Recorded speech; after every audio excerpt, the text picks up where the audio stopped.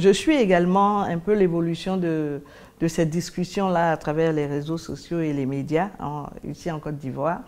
Effectivement, j'ai vu que chacune des parties, n'est-ce pas, avait ses arguments. Le groupe Zouglou qui fait reproche à M. Mikou, n'est-ce pas, de profiter du succès de leur œuvre et de se faire inviter, de se faire verser des cachets en dansant sur cette musique-là, sans pour autant qu'eux, ils aient la même chance d'avoir également des contrats d'engagement. Que dit le droit à ce sujet? Le groupe Sans Façon est, je crois, auteur-compositeur de cette musique-là qui s'appelle quoi, Mon Zouglou. Et pour faire la promotion de cette œuvre, ils ont fait appel à Mikou pour exécuter sa chorégraphie au son de cette chanson-là dans un vidéoclip. Et le succès est venu parce que je pense également, soit la chanson est belle, mais également parce que cette chorégraphie-là, elle est particulière et j'avoue qu'effectivement, elle est particulière. Là-dessus, est-ce que cette vidéo, est-ce que le succès, n'est-ce pas, de la chorégraphie ou de la chanson a des retombées en termes de vente du CD?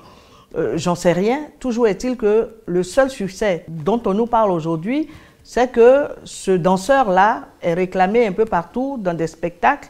On lui verse un cachet et il danse au son de cette musique. A-t-il le droit de le faire? Pour le savoir, il faut d'abord se rappeler que la loi sur la propriété littéraire et artistique qui régit également les œuvres artistiques en Côte d'Ivoire, actuellement c'est la loi 2016-555 du 26 juillet 2016 qui reconnaît aux artistes-interprètes, aux auteurs d'œuvres artistiques et aux producteurs de ces œuvres-là des droits. Il y a l'article 16 qui déjà parle des droits patrimoniaux des artistes. Droits patrimoniaux, c'est-à-dire le droit qui a des attributs qui fait qu'on est obligé, n'est-ce pas, de demander aux auteurs leur autorisation avant d'exploiter une œuvre. Et l'exploitation de l'œuvre, il y a de plusieurs manières d'exploiter une œuvre.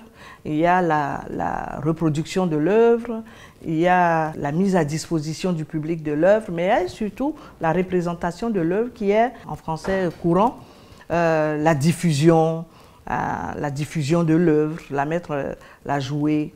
C'est ce qui se passe dans les spectacles de Mikou. Donc, est-ce que le groupe Sans Façon a la possibilité d'interdire la diffusion de leur œuvre? À partir du moment où ils ont divulgué l'œuvre, c'est-à-dire qu'ils ont fait connaître l'œuvre au public, ils l'ont enregistrée, ils l'ont mise en vente. Normalement, leur intérêt, c'est que cette œuvre soit diffusée autant que faire se peut, le plus largement possible, pour qu'ils en aient les retombées. Mais là, ils se plaignent de n'avoir pas de retombées parce qu'ils n'ont pas de contrat d'engagement pour jouer en live cette œuvre. Mais l'œuvre, une fois qu'elle est diffusée, que ce soit en live, que ce soit à partir de l'enregistrement, c'est-à-dire du CD, en termes de droits d'auteur, c'est à leur bénéfice. C'est à leur bénéfice parce que l'entrepreneur de spectacle, c'est-à-dire celui qui engage Mikou et qui met cette chanson-là pour que Mikou la danse, pour animer ses soirées, n'est-ce pas? C'est lui qui est responsable de la diffusion. Et la loi dit, en son article 59, que l'organisateur de spectacle, d'abord, dans l'article 19, l'organisateur de spectacle devrait déjà demander l'autorisation aux auteurs que constitue le groupe Sans Façon. Et cette autorisation, il la donne en contrepartie d'une somme d'argent que cet entrepreneur de spectacle doit payer.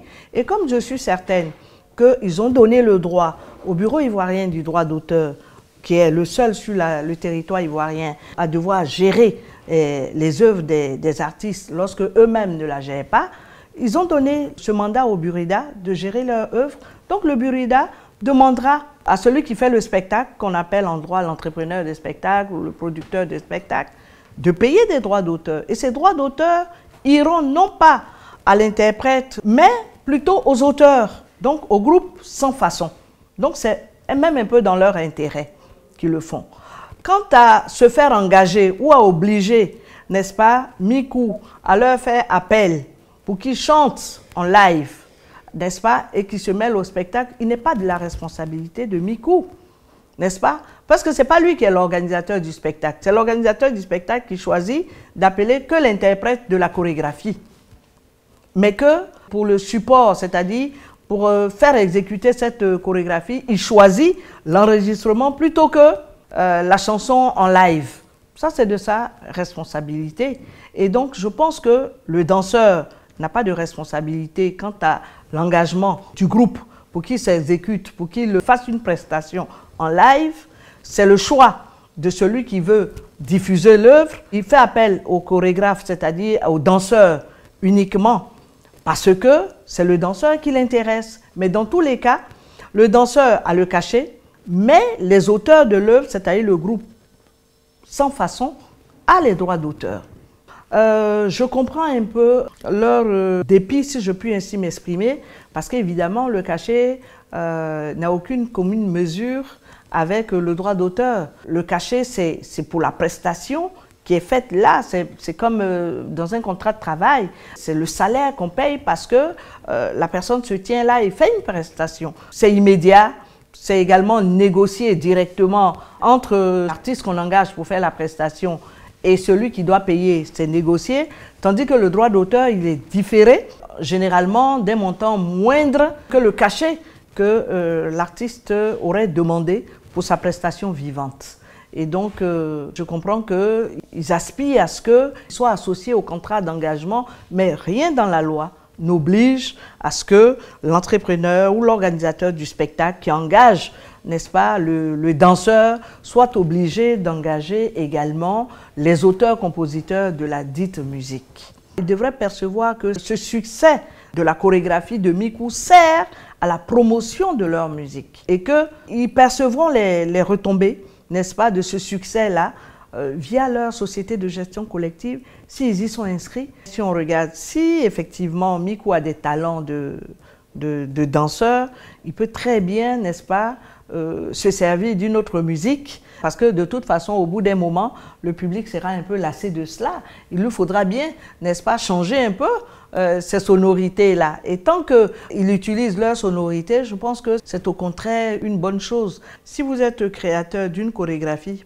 particulière, effectivement, vous êtes également créateur d'œuvres de l'esprit, parce que la chorégraphie, c'est une œuvre de l'esprit également. Il n'a qu'à la déposer au Bureau ivoirien du droit d'auteur, n'est-ce pas? Ou alors, s'il croit qu'il est capable de gérer, de donner lui-même individuellement les autorisations, chaque fois que quelqu'un veut exécuter sa danse, c'est à lui de voir.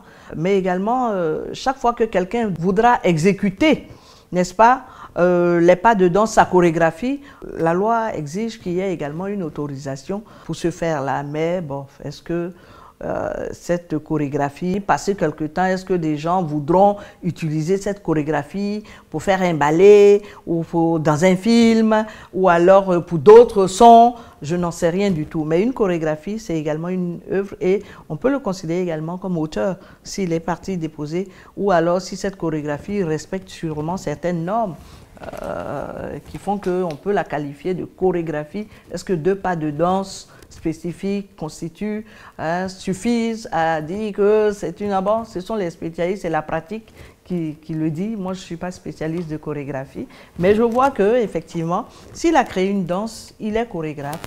En fait, il a créé une chorégraphie et donc il devrait également la protéger.